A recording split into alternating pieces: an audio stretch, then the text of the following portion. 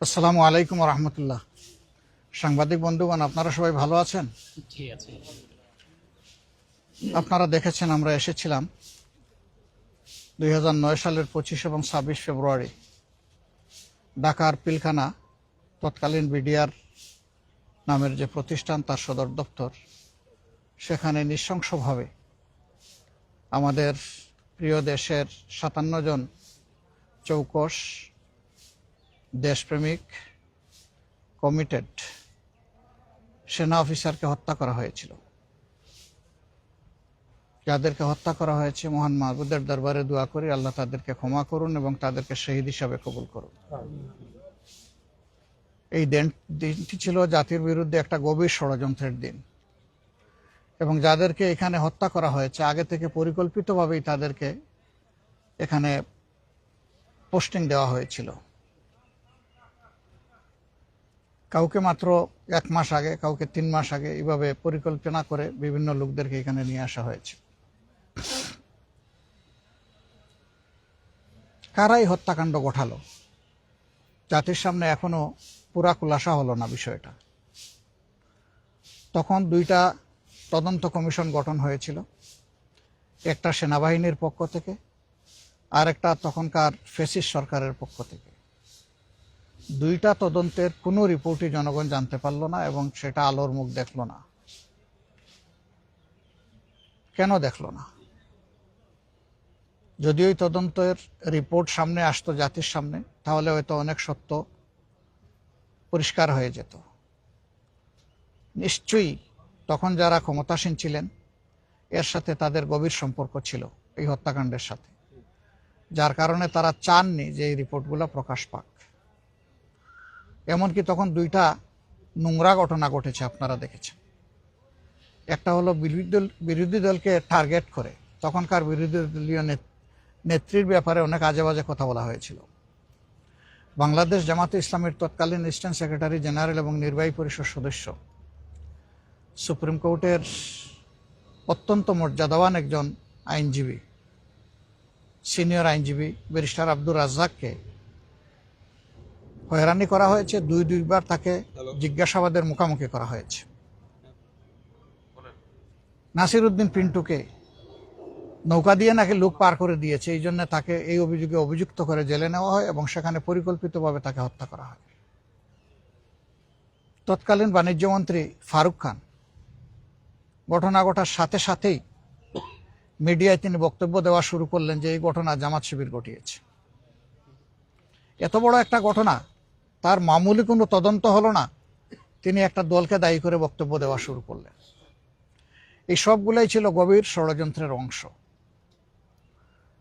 পরবর্তী পর্যায়ে বর্তমান সরকারের আগে যে ইন্টারিম গভর্নমেন্ট ছিল, এই ইন্টারিম গভর্নমেন্টের পক্ষ থেকে একটা তদন্ত কমিশন করা হয়েছিল। সেই রিপোর্টও কিন্তু জাতির সামনে আসেনি পুরোপুরি। আসলে আমরা বুঝতে পারবো সত্য আংশিক উঠে এসেছে নাকি আংশিক চাপা পড়েছে। আজকে আমার একটা স্ট্যাটাস হয়তো আপনারা লক্ষ্য করবেন, আমি বলেছি আংশিক সত্য উঠে এসেছে। কেন আংশিক বললাম? যেহেতু পুরা রিপোর্ট আমাদের সামনে আসেনি। পুরা রিপোর্ট আসলে আমরা বলতে পারবো যে এটা আংশিক না পূর্ণাঙ্গ, সত্যটা উঠে এসেছে কিনা। খুনের নেপথ্যের কারিগর যারা ছিল, পরিকল্পনাকারী ছিল, ষড়যন্ত্রকারী ছিল, যারা তাদেরকে উৎসাহ জুগিয়েছে এবং যারা এই হত্যাকাণ্ড সংগঠিত করেছে, আমরা মনে করি তারা সকলেই সমানভাবে দোষী। এদের সবাইকে অবশ্যই বিচারের আওতায় আনতে হবে। যদি এই সরকার বিচারের আওতায় আনতে পারে, তাহলে এই জাতির কিছু দায় মুক্তি হবে, দায় মোচন হবে। যদি এই সরকার না আনতে পারে, তাহলে এটা সরকারের চরম ব্যর্থতা হিসেবে পরিগণিত হবে। আমরা আশা করি সরকার তাদের দায়িত্ব সঠিকভাবে পালন করবে। এর পাশাপাশি আরও যত হত্যাকাণ্ড হয়েছে, সবগুলা হত্যাকাণ্ডেরই বিচার হওয়া উচিত। ওই সময় ঠান্ডা মাথায় পরিকল্পিতভাবে যে হত্যাকাণ্ডগুলো ঘটানো হয়েছে, ফাঁসির নামেই হোক আর যে নামে হোক, সেগুলোরও বিচার হওয়া উচিত। সর্বশেষ উসমান হাদি, সে দেশের পক্ষে একটা শক্ত ভয়েস ছিল। 2টা জিনিস সে কোনোভাবেই মেনে নিতে পারত না, একটি আধিপত্যবাদ আর একটি হচ্ছে বৈষম্য। এই দুটির বিরুদ্ধে তার অবস্থান ছিল স্পষ্ট। এই জন্য তাকে খুন করা হয়েছে পরিকল্পিতভাবে, স্পষ্ট দিবালুকে, গুলি করে রাজপথে, কোনো চূড়া গলিতে নয়, অন্ধকার গলিতে নয়, রাতের বেলা নয়। কিন্তু আজ পর্যন্ত হাদি হত্যাকাণ্ডের পুরো রহস্য জাতি জানতে পারল না। আমরা চাই যদি এই বিচারগুলো হয় তাহলে আগামীতে এ ধরনের অপকর্ম করার দুঃসাহস আর কেউ দেখাবে না। আপনারা নিশ্চয়ই জানেন আমাদের মহান মুক্তিযুদ্ধের সময় এত সেনা অফিসার মারা যান। 2টা বিশ্বযুদ্ধ হয়েছে, একদিনে কোথাও এত সেনা অফিসারকে খুন করা হয়নি। এটা ছিল দুনিয়ায় আনপ্রেসিডেন্টেড। এর আগে এই ধরনের আর কোনো উদাহরণ নাই। এতগুলা মানুষ আমাদের বুক থেকে কেড়ে নেওয়া হলো মূলত এই দেশকে সামরিক শক্তির দিক থেকে কোমর ভেঙ্গে দেওয়ার এটি ছিল একটি গভীর ষড়যন্ত্র।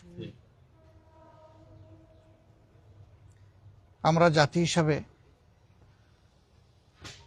স্পষ্টভাবে বলতে চাই, যারা চলে গেছেন তারা বীরত্ব গাথা নিয়ে সম্মানের সাথে চলে গেছেন, তবে তৎকালীন সরকার চরমভাবে দায়িত্ব পালনে ব্যর্থ হয়েছে। আমি ব্যর্থতা বলবো না, বরঞ্চ এটা ছিল পরিকল্পিত ষড়যন্ত্রের একটা অধ্যায়।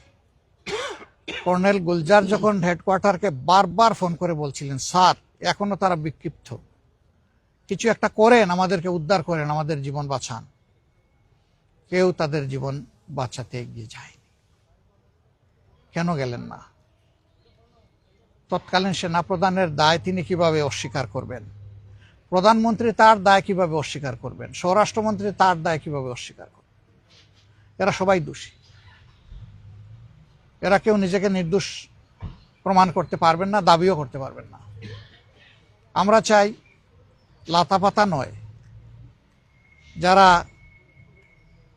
শাখা প্রশাখা আছে তারা না, মূল গাছগুলাই যেন চিহ্নিত হয় এবং মূল গাছগুলার জন্য বিচার সঠিকভাবে হয়। জানি না বিচার হবে কিনা। আমাদের প্রত্যাশা ছিল এই দেশ সেবার সুযোগ আমরা পেলে কোনো আপোষ করব না, এই ব্যাপারে আমরা ঠিক বিচার করব। আমরা ন্যায় বিচারের সংস্কৃতি চালু করতে চাই, তবে প্রতিহিংসার কোনো রাজনীতি আমরা চালু করতে চাই না। প্রতিহিংসার ন্যায় বিচার ভিন্ন ভিন্ন জিনিস। প্রতিহিংসা পরায়ণ হয়ে বিচারের নামে যা করা হয় তা ঠান্ডা মাথার হত্যাকাণ্ড হয় অথবা শাস্তি দেওয়া হয়। আমরা ওটা চাই না। আমরা চাই ন্যায় বিচারটাই নিশ্চিত হোক, কেউ নির্দোষ হলে নির্দোষ হয়ে যাবে বিচারের মাধ্যমে, আর যারা সত্যিকারের দোষী তারা যেন তাদের পাওনাটা পায়, তাদের শাস্তিটা পায়। আমরা এই সমস্ত শহীদানের আত্মার মাগফিরাত কামনা করছি, দোয়া করছি আল্লাহ তাআলা তাদের আপনজন প্রিয়জনকে সবরে জামিল দান করুন এবং এই বীরদের তাদের ত্যাগের ইতিহাস ধরে বাংলাদেশে আরো বেশি বেশি করে আল্লাহ তাআলা বীর পয়দা করে দেন, সেই দোয়া আমরা করি। বিশেষ করে আমাদের যুব সমাজকে সজাগ থাকতে হবে। আমাদের প্রিয় স্বাধীনতা সার্বভৌমত্ব কোথাও যেন হারিয়ে না যায়, কেউ যেন আমাদের ঘাড়ের উপরে প্রভু হয়ে বসতে না পারে। আমাদের বন্ধু থাকবে সর্বত্র, প্রভু মানব শুধু একজনকে, তিনি হচ্ছেন আল্লাহ রাব্বুল আলামিন, আর কাউকে আমরা প্রভু মানব না। আল্লাহ তাআলা আমাদের দেশের উপর শান্তি নাজিল করুন, তার রহমত নাজিল করুন। এদেশের স্বাধীনতা এবং সার্বভৌমত্বকে আল্লাহ তাআলা সংরক্ষণ করার ব্যবস্থা করে দিন। আপনাদের সবাইকে ধন্যবাদ, ভালো থাকবেন সবাই।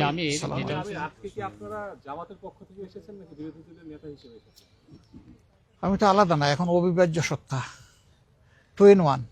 মাননীয় আমির, যেটা হচ্ছে যে শহীদ পরিবারের অনেকে দাবি জানিয়েছেন যে এই যে শহীদ দিবসটি এটি ঘ শ্রেণীতে আছে, এটিকে মানে ক শ্রেণীতে উন্নীত করার দাবি জানিয়েছেন এবং একই সাথে যারা শহীদ হয়েছেন তাদের অনেকে মৃত্যু পরবর্তী পদোন্নতি দিয়ে তাদেরকে এই করা হয়, সেই দাবিটাও তারা জানিয়েছেন। আপনারা কি এই দাবির সাথে একমত কিনা, সরকারের কাছে দাবি জানাবেন কিনা?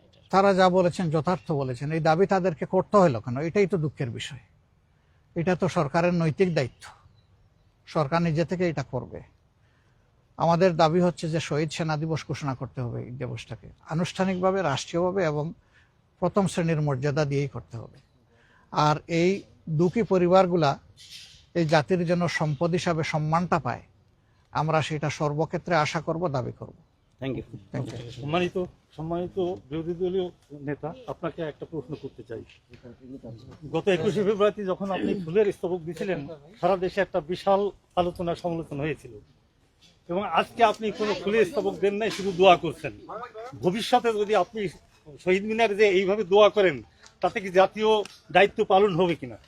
আমি শহীদ মিনারে সেদিন দোয়াও করেছি, শুধু তো ফুল দেই নাই। ফুলটা বাদ দেওয়া যাবে? ফুলটা না, শুনেন, সেটা হচ্ছে কি, রসুল মকবুল সাল্লাহ আলাইসাল্লাম যখন ইসলাম কায়েমের দায়িত্ব আল্লাহ তালার পক্ষ থেকে পালন করলেন, একদিনে হয় নাই, 23 বছর সময় লেগেছে। Gradual process. ইসলাম হইল মানুষের ধর্ম, মানুষের ফিতরত, তার চাওয়া, তার নেচার সব কিছুর সাথে মিলিয়ে ইসলাম। সুতরাং আল্লাহ চাইলে সব কিছুই হবে, রেডিক্যাল কোনো কিছু চিন্তা করার মাঝে বড় কোনো কল্যাণ নাই। Gradual process is the best process. আসসালামু আলাইকুম।